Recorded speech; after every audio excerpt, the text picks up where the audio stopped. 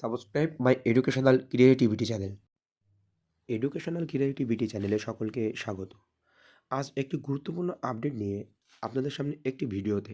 দেখুন, আমি Kolkata high court appellate সাইটের যে কেস স্ট্যাটাস একটি স্ক্রিন আপনাদের সামনে রেখেছি। যে দেখুন, আগামীকাল 27 তারিখ 32,000 শিক্ষক শিক্ষিকার চাকরি বাতিল মামলার শুনানি রয়েছে। দীর্ঘ 10 মাস পর এই শুনানি।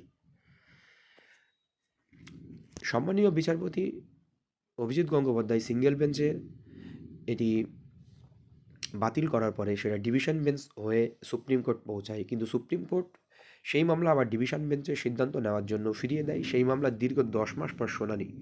এর আগে শুনানি হয়েছিল জানুয়ারির 17 তারিখ 2024 সাল, জাস্টিস সৌমেন সেন এবং জাস্টিস উদয় কুমার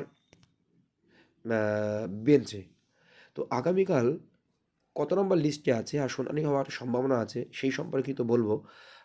দেখুন, এখানে কালকে শুনানি হওয়ার জন্য next hearing date 27 November 2024। Justice Harish Tandon and honourable justice Prasenjit বিশ্বাসের ডিভিশন বেঞ্চ ডেইলি লিস্টেই আছে। কালকে হিয়ারিং হওয়ার খুব সম্ভাবনা। The West Bengal board primary education and advocate Kaushik Chowdhury এরা, respondent Priyanka Laskar and ORS. দেখুন, এখানে দীর্ঘ হিয়ারিংয়ের লিস্টেড আছে। এবার এর মধ্যে এখানে অনেক ক্যান কিন্তু যুক্ত হচ্ছে ম্যাট 87320223 মূল মামলার সঙ্গে। মেইন মামলা হচ্ছে আপনার 879, এর সঙ্গে প্রচুর ক্যান উল্লেখ হয়েছে, যুক্ত হয়েছে। এই ক্যানগুলো কাল অ্যাকসেপ্টেডও হতে পারে, এমন কিছু একটা ঘটতে পারে। এবং ক্যানের পক্ষ থেকে অনেক বক্তব্য রাখবেন। এর আগে যে হিয়ারিংগুলো হয়েছিল তার অর্ডার কপিও আপলোড হয়েছে। এর আগে দেখতে পাচ্ছেন ম্যাট 873 মোট হিয়ারিং হয়েছে ডিভিশন বেঞ্চে 28টি। শেষ হিয়ারিং হয়েছে দেখছেন 17/1/2024। এর অর্ডার কপিও আছে, কিন্তু অর্ডার কপিতে বিস্তারিত এখানে লেখা ছিল না। এবার কালকে এই মামলা হিয়ারিং হওয়ার একটা সম্ভাবনা রয়েছে, কারণ এই মামলা কালকে লিস্ট নাম্বার 134-এ আছে, 134 নাম্বার সিরিয়ালে আছে। আর কালকে হিয়ারিং হওয়ার সম্ভাবনাও আছে, কারণ কালকে ওই বেঞ্চে এই হরিশ ট্যান্ডন এবং জাস্টিস প্রসেনজিৎ এবং হরিশ ট্যান্ডন বেঞ্চে এটি 81 নাম্বার থেকে শুরু হবে এই মামলার শুনানি। আর 81 সিরিয়াল থেকে শুনানি শুরু হবে। আর এই মামলা শুনানি লিস্টেড আছে 134 নম্বর।